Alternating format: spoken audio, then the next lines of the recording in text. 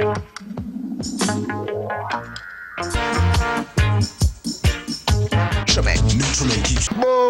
boom, rock and Stevie, a boom, boom, boom. You know, say we a boom, boom, boom. Earl Chin, you a boom, boom, boom. Listen, yeah.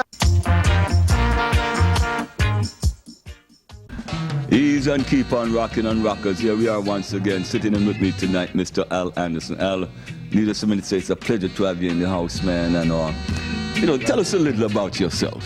Well, I basically was born in Jersey and ventured through California and Maryland as a young youth, trying to get our family together. Our family scattered after a while. My mother and father split, and we were around a very diverse Caribbean neighborhoods, let's say, where there was Jamaican, Trinidad, Mexican, Indian. You know, we came from a very multicultural background, and ended up in Jersey. Went to high school, and then after Jersey, I was a music major pretty much.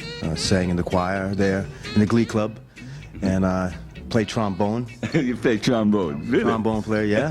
And I went from playing trombone to clarinet, and as a youngster, I wanted to really get into music, so I ventured on to play bass guitar in a group called the Centaurians, and then they eventually ended up me from playing bass. I went to guitar and sang with this group. It was a soul group. We did a lot of discos in New Jersey. When I was young. This is 16, 17-year-old. Okay. I was a youth professional then, and it on went to. When I realized that I wanted more out of my career, I moved to England, and I started to work with people like Chris Wood and Steve Winwood, and, right.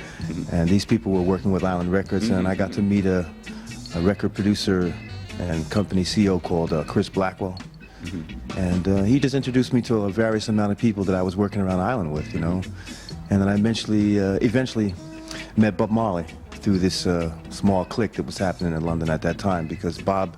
It's on Island Records. Yeah, it was on Island at that time. It was like 1973. Just I had met Bob and Chris, let's say, just after Peter and Bonnie had left the original group.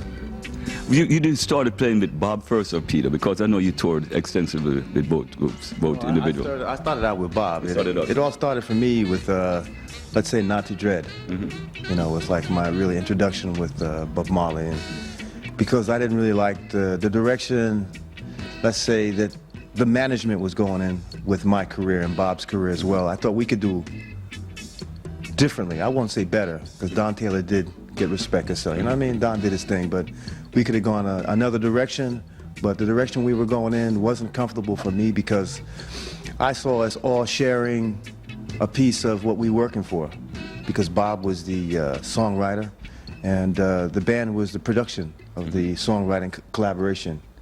And everybody in our band, like when you used to come in and see us working, we stayed in the studio until it was all finished. Bob was there for the initial tracks. Yeah, a lot of people is not aware of this. Yeah, they don't really know what's really happening. Right. Actually, you and Tyrone, I know, used to have a lot of input in the musical arrangement and things like that. It was Family Man, Tyrone Jr., me, and Wire at that time. It was really the band produced Bob's music. We were the overall producers, and Chris Blackwell would come in for 1 week and claim production. Speaking with Al Anderson, who did a lot of work with our Bob Marley, and just reminding you that we have an exclusive, the last interview that was conducted with Bob Marley on video. You're going to share some of that with us. And right now we're going to take a look at one of Bob Marley's video.